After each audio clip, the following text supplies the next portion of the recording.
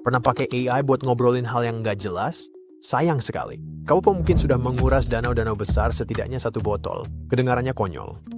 Cuma beberapa kalimat saja, tapi AI itu bukan awan tak terlihat yang melayang di langit. Itu ada fisiknya. Untuk benar-benar menyentuh AI, kamu nggak buka aplikasi. Kamu masuk ke pusat data. Dan kalau kamu pernah main game berat di laptop lama, kamu sudah tahu apa yang terjadi selanjutnya. Benda malang itu cepat panas. Sekarang kalikan panas itu dengan puluhan ribu server yang berjalan tanpa henti. Dan ya, satu permintaan ChatGPT merugikan planet ini sekitar satu botol air. Tunggu, kenapa harus danau-danau besar? Apa hubungannya air tawar dengan AI dan pusat data? Sederhana. Pusat data masif itu, sama seperti laptop yang kepanasan tadi, harus didinginkan. Dan nggak ada yang lebih baik dari air untuk itu. Kita sudah melihat tekanannya di tempat-tempat seperti Chile, di mana masyarakat setempat melaporkan kekhawatiran kekeringan parah di sekitar pertumbuhan pusat data. Jadi jauh lebih sulit untuk bercocok tanam dan menjalani kehidupan normal di sana. Dan sekarang pembangunan pusat data senilai 15 miliar dolar diusulkan di wilayah danau-danau besar, dan disitulah ketegangan dimulai. Danau-danau besar menampung sekitar 20% air tawar permukaan dunia, cadangan yang sangat luas sehingga menopang industri, pertanian, dan kota-kota di Amerika Utara. Selama puluhan tahun, danau-danau itu dianggap tidak akan pernah habis, tapi para ilmuwan sekarang sangat skeptis soal itu. Kekhawatirannya bukan karena satu pusat data akan menguras danau-danau itu, tapi efek penumpukannya. Lebih banyak pengambilan air pendingin, lebih banyak pembuangan air hangat, lebih banyak pembangunan pesisir, dan lebih banyak infrastruktur jaringan yang terkonsentrasi di cekungan yang sama. Sementara tekanan kekeringan dan fluktuasi permukaan danau sudah terjadi. Pusat data skala AI diperkirakan menggunakan lebih dari 365 juta galon air per tahun. Kira-kira sebanyak yang digunakan 12.000 orang Amerika setiap tahunnya. Sebagian besar air itu keluar dari fasilitas dalam keadaan yang jauh lebih hangat. Dalam sistem yang tidak sepenuhnya tertutup, sebagian, terkadang sekitar 20%, dapat dibuang kembali ke sistem air limbah atau saluran air terdekat yang berpotensi menekan ekosistem lokal. Tapi mungkin ada solusinya, dan disinilah Chicago berperan. Alih-alih mengambil air tawar, beberapa perencana melirik air yang sudah sulit dikelola oleh kota. Chicago mengoperasikan salah satu sistem terowongan dan waduk terbesar di dunia yang dirancang untuk menampung air hujan dan limbah yang jika tidak akan meluap ke saluran air saat hujan deras. Sistem ini dapat menampung hampir 12 miliar galon. Secara teori, air limbah ini bisa mendinginkan pusat data masa depan di Chicagoland serta mengurangi beban air tawar. Tapi ini tidak otomatis. Penggunaan air reklamasi butuh perencanaan lokasi matang. Misalnya, menempatkan pusat data dekat fasilitas pengolahan limbah dan membangun infrastruktur tambahan untuk distribusi air yang aman. Ini lebih rumit, lebih mahal, tapi secara teknis memungkinkan. Jadi mengapa pakai danau-danau besar, mungkin Anda bertanya. Mungkin karena cuma lebih murah? Di pedalaman Himalaya, para insinyur membangun sistem PLTA yang akan menghasilkan listrik lebih banyak dari sistem lain di dunia. Mereka merahasiakan detail konstruksinya, tapi ada beberapa hal yang kita ketahui.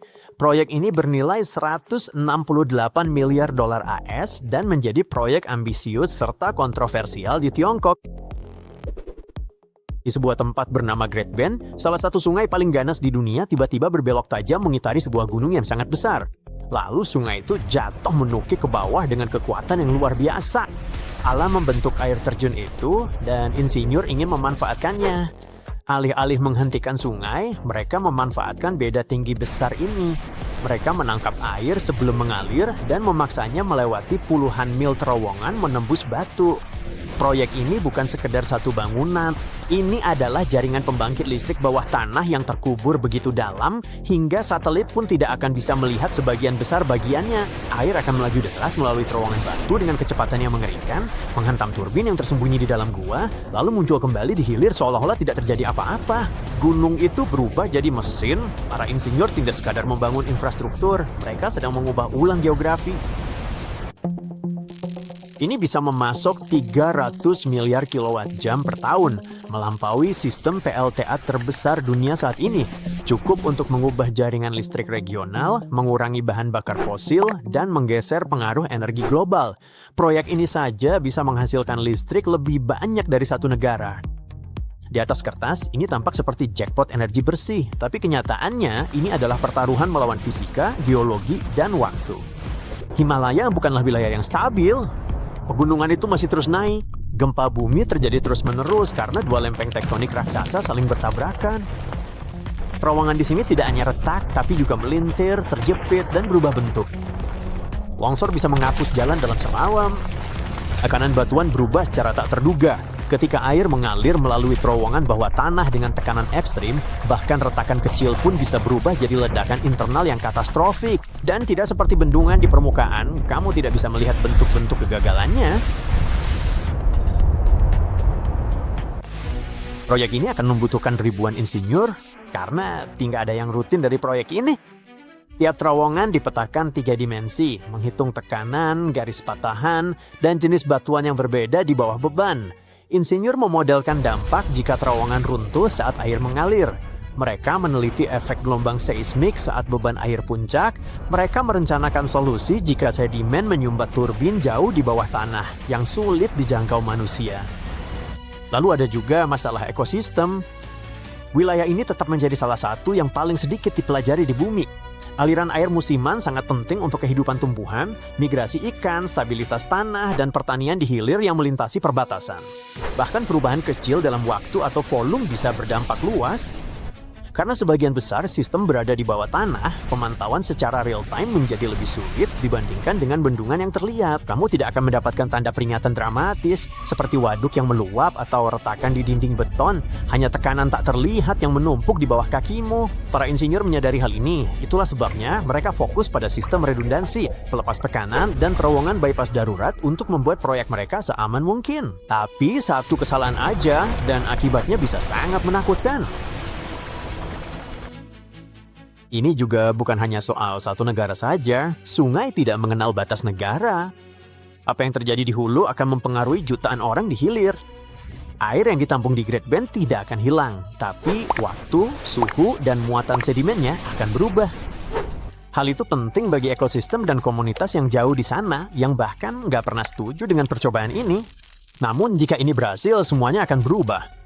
Keberhasilan proyek ini akan membuktikan bahwa energi masa depan tidak perlu merusak permukaan bumi secara besar-besaran. Gunung-gunung itu sendiri bisa menjadi pembangkit listrik, dan gravitasi bisa menjadi bahan bakarnya. Topografi bumi sendiri berubah menjadi infrastruktur, dan gagasan itu aja akan mempengaruhi mega proyek selama puluhan tahun ke depan. Di Amerika Selatan, Asia Tengah, dimanapun, sungai-sungai yang jatuh dengan deras bisa dimanfaatin untuk manusia.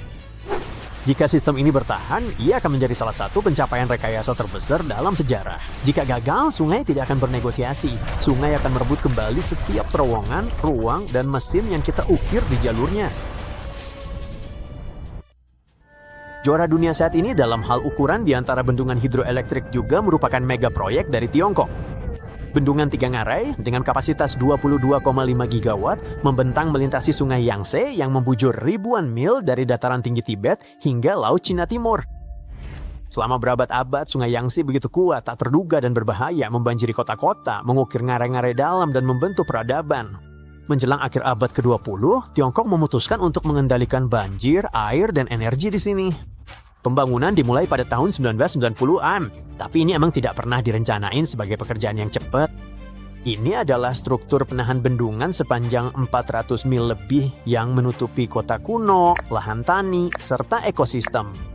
Butuh jutaan meter kubik material, puluhan ribu pekerja, dan koordinasi yang membuat pembangunan piramida tampak seperti kerja biasa.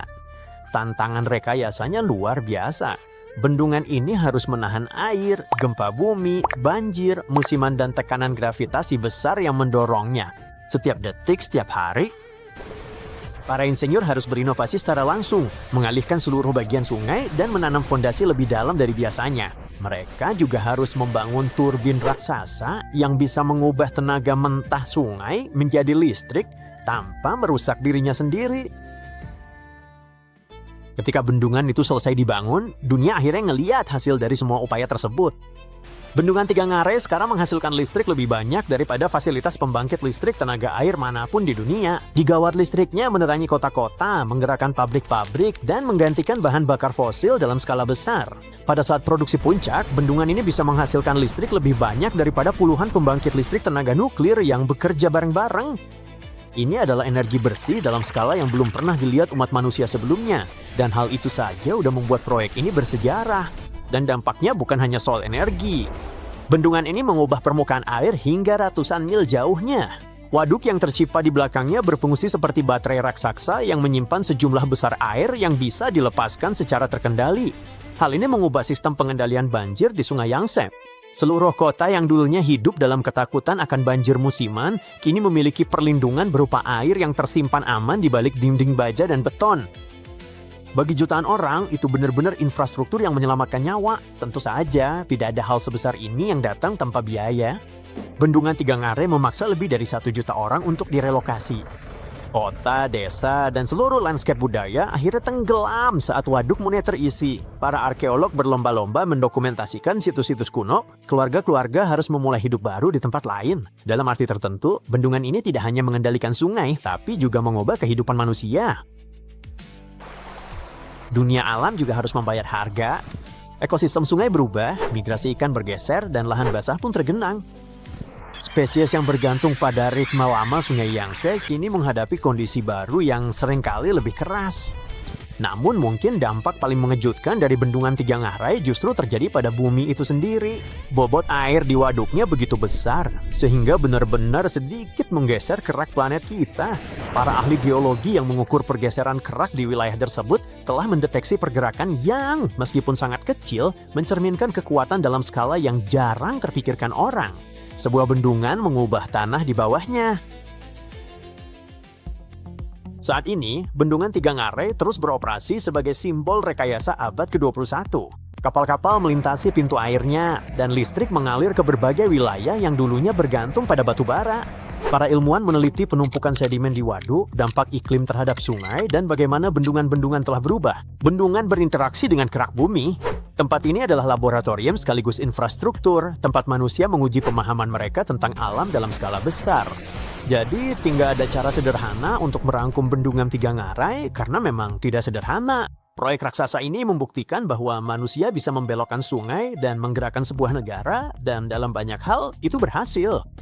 Namun, proyek ini juga menunjukkan bahwa ketika rekayasa mencapai skala planet, risikonya tumbuh secepat keuntungannya. Mega bendungan Himalaya yang baru bukan sekedar kelanjutan, tapi juga ujian apakah kita udah cukup belajar dari upaya pertama kita membentuk ulang bumi itu sendiri.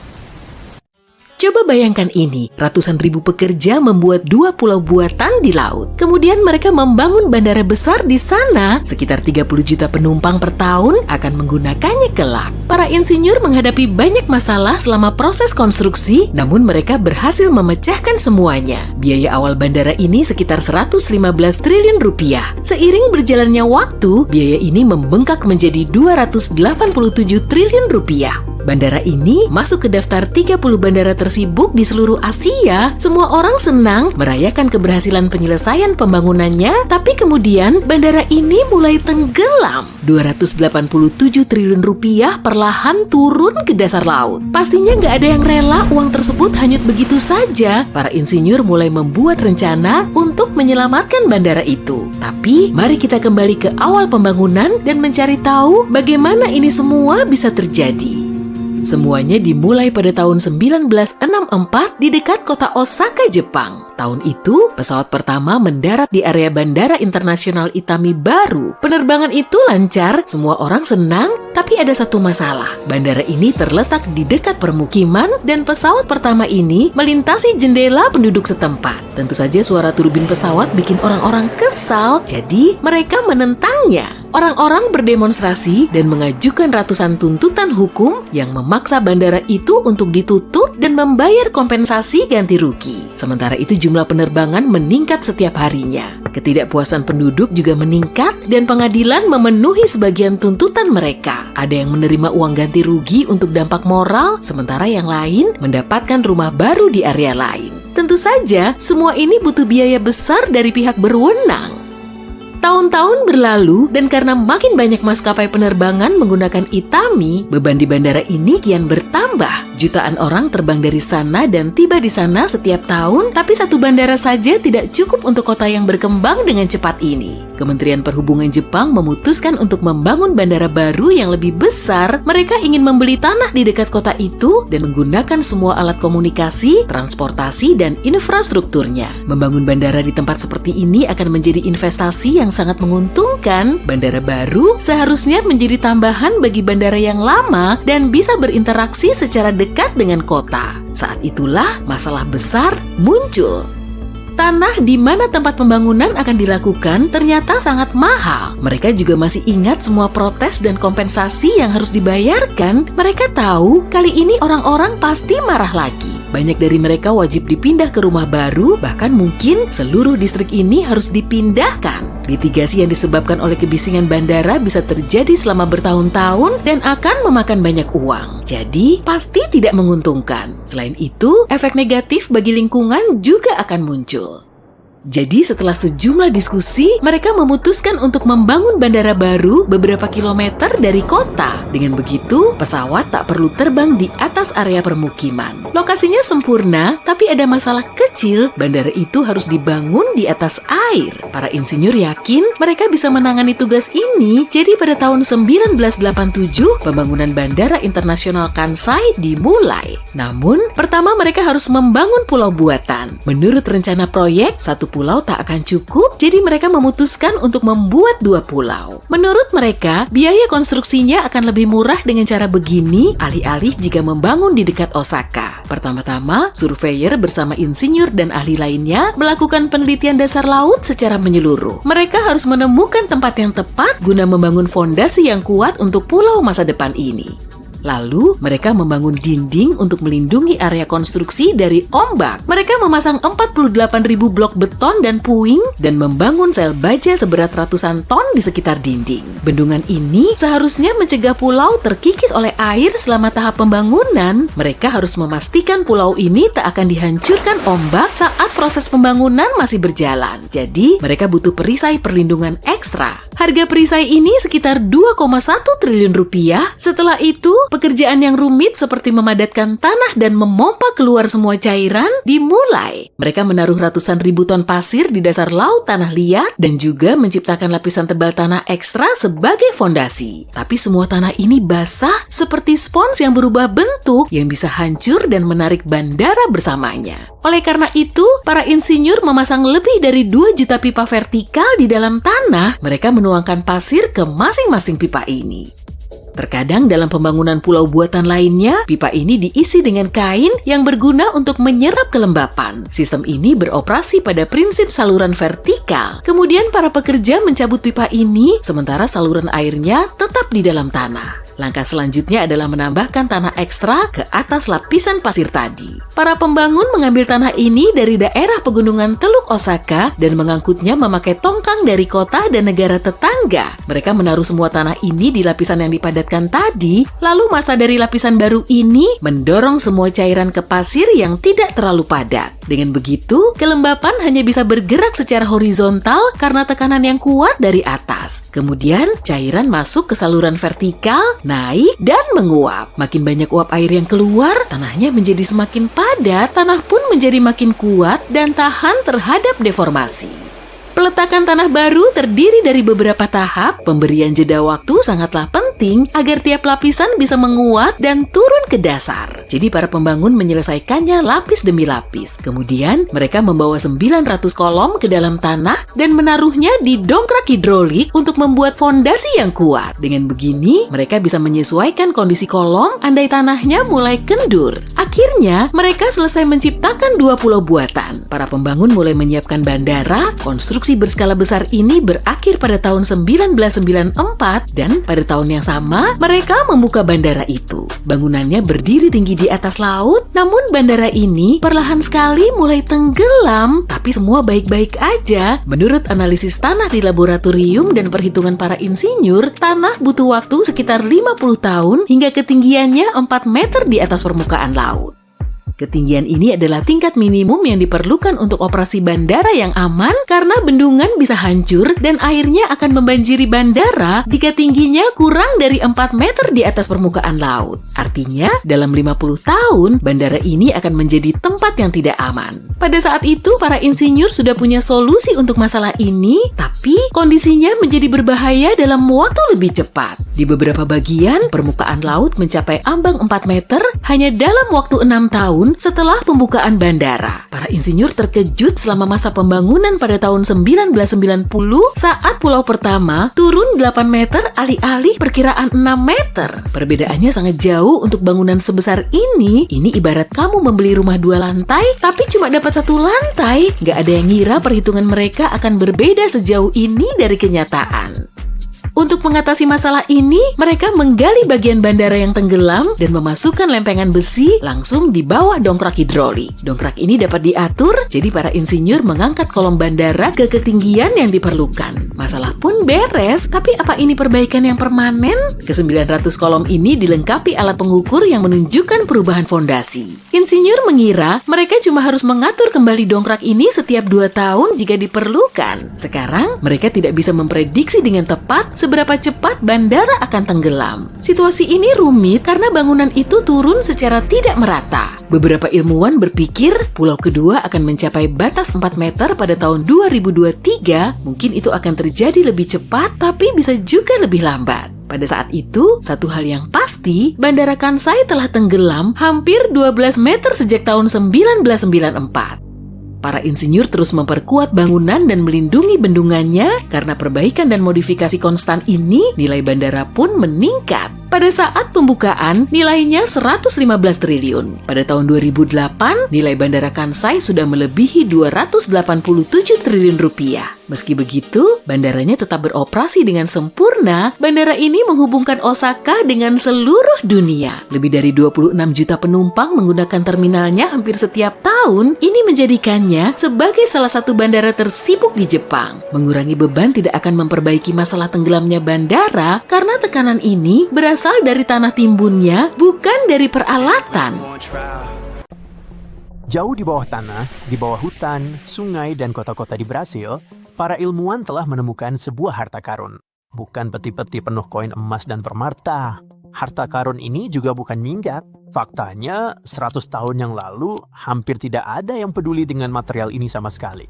Namun hari ini, harta karun ini memiliki kekuatan untuk mengubah negara manapun menjadi negara adidaya. Jadi apa itu? Siap? Brasil telah menemukan deposit REE yang sangat besar, yaitu unsur tanah jarang. Jika Anda menginginkan nama yang lebih singkat, sebut saja mereka emas baru. Unsur tanah jarang adalah kelompok yang terdiri dari 17 unsur dari tabel periodik. Para ahli kimia membaginya menjadi 2 kelompok. Unsur tanah jarang ringan mulai dari lantanum atau europium, dan unsur tanah jarang berat mulai dari gadolinium hingga lutesium. Bagi kebanyakan orang, nama-nama ini terdengar seperti mantra sihir dari dunia Harry Potter. Avada Somarium, harapkan gadolinium. Anda mungkin belum pernah mendengar nama-nama ini sebelumnya, tapi mereka tersembunyi di mana-mana di sekitar kita. Dunia modern kita akan runtuh tanpa mereka. Kita menyebutnya langka, karena mereka biasanya tidak berkumpul di satu tempat. Mereka tersebar di area batuan dan tanah yang luas, jadi butuh banyak usaha untuk mengumpulkannya. Mereka bersembunyi dari kita, dan kita harus menggali, memisahkan, serta memproses tanah dalam jumlah besar sebelum mendapatkan sedikit unsur ini. Tapi apa yang kita dapatkan sebagai gantinya? Kita mendapatkan teknologi. Kita mendapatkan udara bersih, efisiensi energi yang lebih baik, komponen mesin yang lebih ringan, layar yang lebih terang, dan magnet yang lebih kuat. Unsur tanah jarang itu seperti bahan rahasia. Sendirian, mereka tidak tampak mengesankan. Tapi ketika digabungkan dengan material lain, mereka menghasilkan reaksi yang kuat.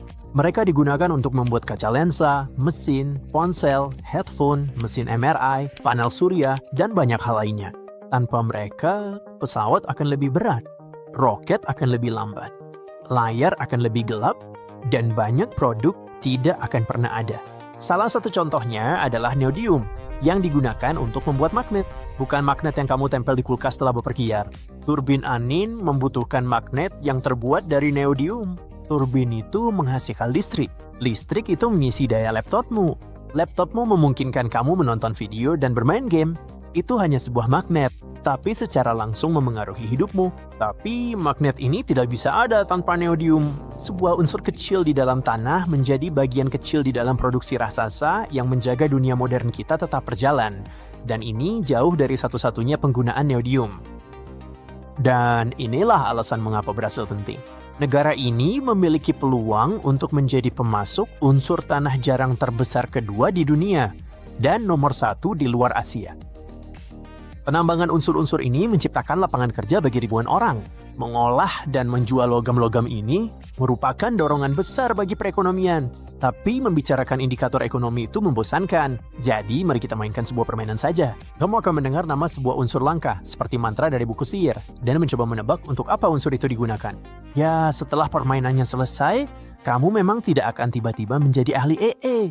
Tapi kamu pasti akan lebih mengenal topiknya.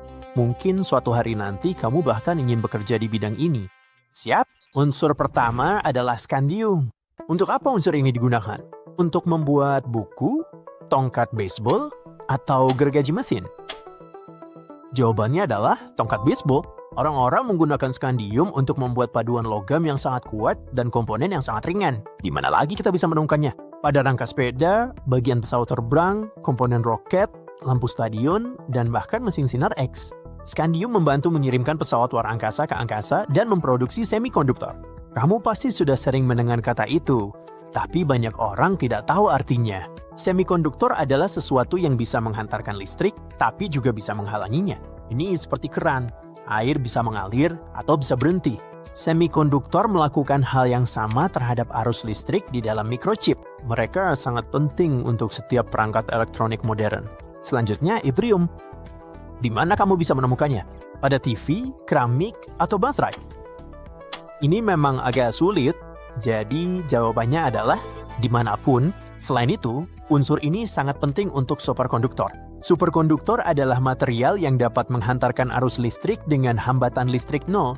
Artinya tidak ada energi yang hilang sebagai panas. Pada material biasa, listrik selalu menghasilkan panas karena adanya hambatan. Namun, ketika material superkonduktor didinginkan hingga suhu yang sangat rendah, hambatan menghilang dan arus mengalir dengan sempurna dan aman. Komponen berbasis yttrium merupakan komponen penting dari beberapa superkonduktor suhu tinggi yang membantu menjadikan superkonduktor tersebut praktis dan dapat digunakan dalam aplikasi dunia nyata. Jadi, ini juga merupakan unsur penting bagi para ilmuwan yang gemar melakukan eksperimen pada suhu yang sangat rendah. Yttrium juga ditambahkan ke dalam logam untuk membuatnya lebih kuat, lebih tahan panas, dan bahkan lebih tahan terhadap radiasi. Dengan kata lain, unsur ini adalah peningkat ajaib bagi logam. Sekarang kita masuk ke Lanthanum. Namanya terdengar seperti penyihir hebat dari dunia fantasi yang menggunakan mantra ilusi atau pengendalian pikiran. Tapi untuk apa sebenarnya unsur ini di dunia nyata? Lensa dari kamera video, isi pensil, pendingin udara. Lanthanum digunakan untuk membuat kaca optik pada lensa kamera. Saat kamu menonton adegan indah di sebuah film atau mengambil foto dengan ponselmu, kamu bisa diam-diam berterima kasih pada lanthanum dan orang-orang yang menambangnya dari dalam tanah. Unsur ini juga digunakan dalam pemurnian minyak, membantu kita mendapatkan bahan bakar dan energi yang dibutuhkan mesin-mesin kita. Cerium adalah pahlawan tanpa tanda jasa berikutnya. Apa fungsinya? Apakah unsur ini membantu memurnikan udara, merebus air dalam ketel, atau memastikan pengoperasian penyedot debu? Unsur ini membantu lingkungan. Cerium digunakan dalam katalis konverter. Perangkat ini membersihkan gas beracun dari knalpot mobil. Tanpa cerium, udara di kota-kota besar akan jauh lebih kotor. Cerium juga digunakan untuk membersihkan air dan memproduksi kaca yang melindungi dari radiasi. Dengan cara tertentu, unsur langka ini adalah perisai kita terhadap racun, polusi, dan bahaya radioaktif. Sekarang, kenali praseodymium. Saya punya petunjuk di sini. Unsur ini digunakan dalam kondisi ekstrim. Kondisi mana? Dingin, panas, atau hampa udara? Praseodymium membantu melakukan pekerjaan pada suhu yang sangat rendah, jauh di bawah titik terdingin di Antartika. Unsur ini juga digunakan dalam laser, magnet, dan bahkan untuk membuat pigmen kuning hijau pada kaca dan keramik. Jadi, lain kali kamu melihat sangkir berwarna seperti itu, kamu bisa mengangguk bijak dan berkata, "Ah ya, saya melihat praseodymium." Unsur berikutnya sangat penting bagi siapa saja yang menyukai musik. Kenalkan neodymium.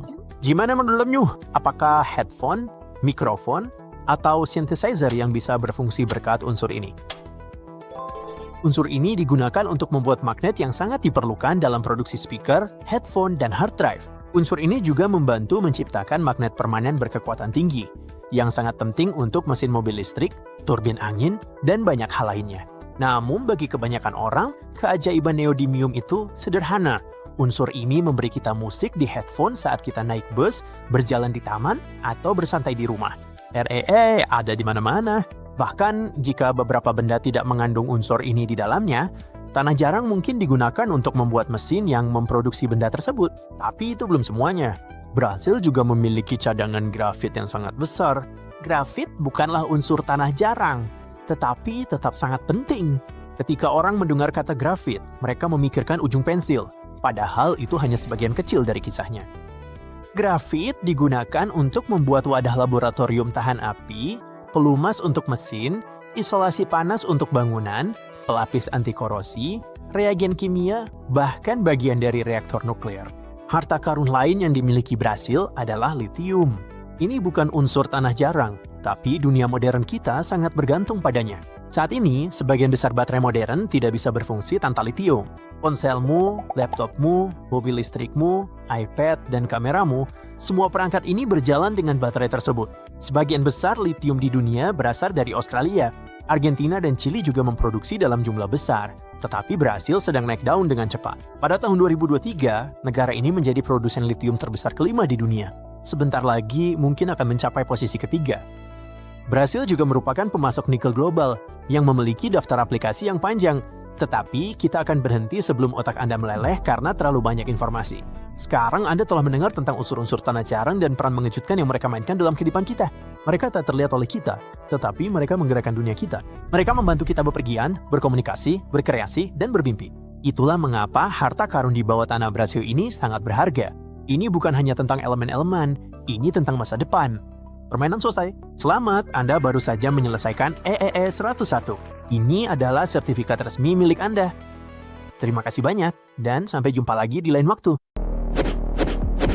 Beberapa tempat tidak tampak penting sampai dunia sadar kalau tempat itu memegang kunci masa depan. Itulah yang terjadi dengan Arktik Kanada sepanjang sejarah, isinya cuma es, salju, batu, karibu, dan es lagi. Tapi sekarang dia akan jadi salah satu tempat terpenting di bumi dan mungkin bikin Kanada jadi kekuatan super global. Kok bisa? Di sana tersembunyi mineral yang jadi sumber tenaga kendaraan listrik, satelit, dan sistem rudal, sementara permintaannya sedang meroket.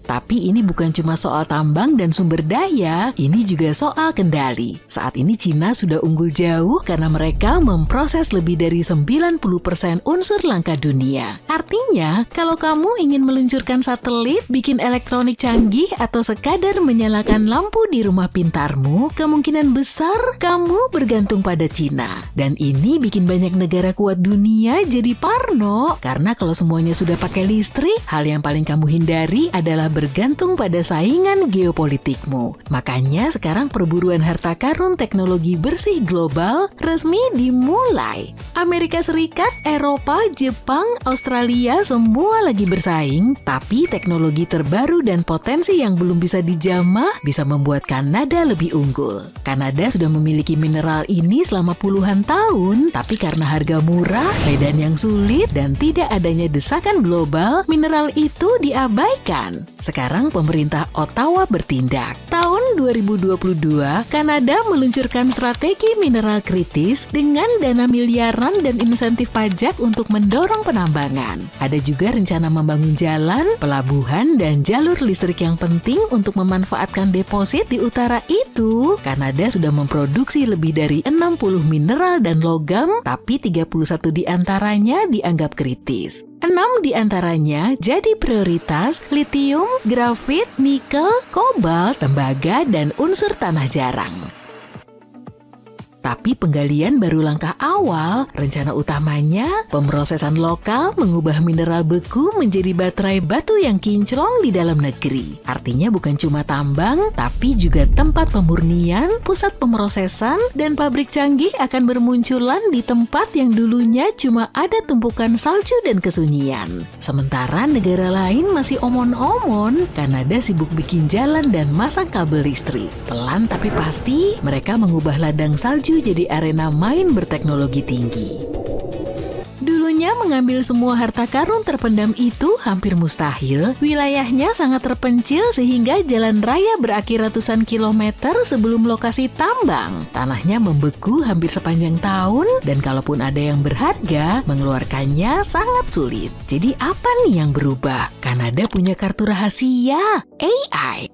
Aku pakai AI untuk bikin meme dan musik. Para geolog menggunakannya untuk memindai Arktik seperti main Minecraft dengan penglihatan X-ray. Alih-alih mengebor tanpa arah, mereka memasukkan sampel batuan berumur puluhan tahun ke dalam AI untuk mendapatkan prediksi lokasi mineral bawah tanah yang sangat akurat. Ini mirip upgrade dari peta harta karun bajak laut ke GPS yang bilang, "Kali di sini." Perusahaan seperti Geologic AI dan Cobalt Metals telah menggunakan AI untuk mengidentifikasi lokasi pasti deposit nikel, kobalt, dan unsur tanah jarang. Di Northwest Territories, Kanada menggunakan lab percontohan yang memanfaatkan AI dan pemindaian digital untuk menganalisis ulang sampel batuan lama. Tujuannya menemukan deposit mineral tersembunyi yang mungkin terlewat oleh metode lama tanpa perlu penggalian baru. Semuanya terdengar keren, tapi mungkin aku bikin ini terdengar terlalu sederhana. Menggali Arktik itu mimpi buruk logistik. Pertama-tama ini bukan cuma sepotong tanah terpencil. Arktik Kanada ini sangat luas, hampir setengah negaranya membentang di Yukon, Northwest Territories, dan Nunavut. Ini wilayah yang lebih besar dari India, tapi penduduknya lebih sedikit dari kota kecil. Kebanyakan isinya permafrost, hutan, atau pulau-pulau es yang tersebar di kepulauan Arktik. Suhunya mulai dari 10 derajat Celcius selama musim panas sampai minus 40 derajat Celcius atau lebih dingin dengan tanah yang beku hampir sepanjang tahun. Fakta seru, tahu nggak kalau minus 40 derajat Celcius itu sama dengan minus 40 derajat Fahrenheit? Itu satu-satunya suhu di mana kedua skala bersilangan. Keduanya naik dengan kecepatan beda, tapi akhirnya bersilangan kalau sudah sedingin itu. Cuma info kecil untuk penggemar cuaca seperti aku.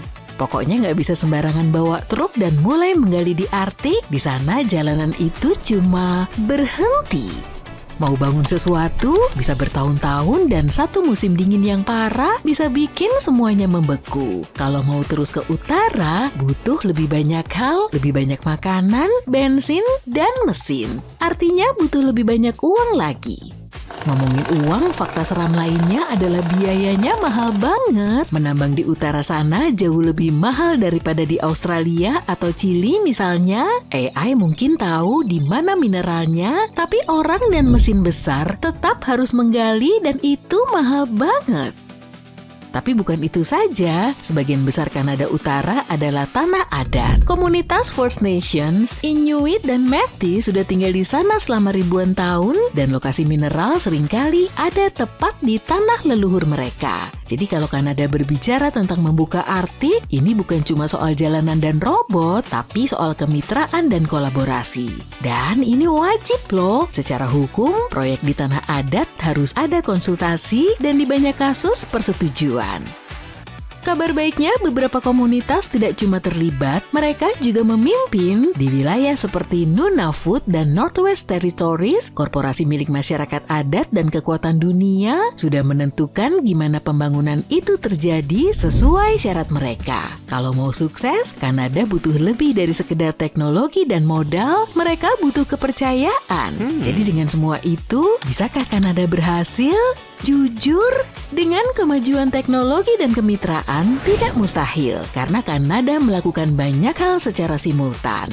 Yuk kita rangkum, sumber daya tersembunyi, sudah. Strategi baru, ada. Dana besar, disetujui. Alat AI, beres. Kemitraan ada, sedang berjalan. Pembangunan infrastruktur, udah dimulai lah. Ini seperti bola salju yang makin lama makin besar. Eksplorasi meningkatkan investasi, investasi mempercepat pembangunan jalan, jalan membuka lebih banyak deposit, dan lebih banyak deposit menarik lebih banyak pabrik. Ini adalah putaran umpan balik dan jika terus didorong, seluruh operasi Arctic dapat bertransformasi dari sekedar ide menjadi kekuatan besar lebih cepat dari yang diperkirakan, memberikan makna baru pada istilah aset beku. Proyek ini tidak hanya menguntungkan Kanada, tapi juga membantu Amerika Serikat menghindari masalah. Jika berhasil, Amerika Serikat tidak perlu lagi mengangkut unsur langka dari separuh dunia. Mereka tinggal melihat ke utara, melambai pada Karibu, dan mendapatkan kebutuhannya dari tetangga terdekatnya. Makanya Amerika Serikat secara terbuka mendukung upaya ini dengan dana dan bantuan untuk membangun rantai pasokan Amerika Utara yang andal. Bagi Kanada, ini bisa jadi momen untuk berhenti menjadi pemasok bahan mentah dan mulai menjadi pengatur kekuatan utama dalam ekonomi teknologi bersih. Bagi Amerika Serikat, ini seperti baru tahu tetanggamu diam-diam bangun pabrik baterai di halaman belakang, sementara kamu lagi sibuk bikin mobil listrik. Dan secara global, banyaknya sumber daya dapat menurunkan harga dan itu bagus untuk kita semua. Kobalt, nikel, dan litium yang lebih murah berarti baterai yang lebih murah. Baterai yang lebih murah berarti mobil listrik, penyimpanan energi, ponsel, laptop, semuanya jadi lebih terjangkau. Tapi jangan seneng dulu deh, menambang di Arctic itu nggak murah. Tapi secara teori, setelah industri teknologi bersih Kanada berjalan penuh, pasokan yang melimpah dan rantai pasokan yang lebih pendek secara bertahap akan menekan biaya. Ini bukan cuma soal harga, ini soal stabilitas. Sekarang kalau satu negara memotong ekspor atau terkena masalah politik, semuanya bakal goyah. Tapi dengan Kanada ikutan sebagai pemasok yang bisa diandalkan, sistem global bisa bernapas lega. Produsen tidak perlu lagi pusing memikirkan satu titik kegagalan dan bisa mulai produksi dengan percaya diri.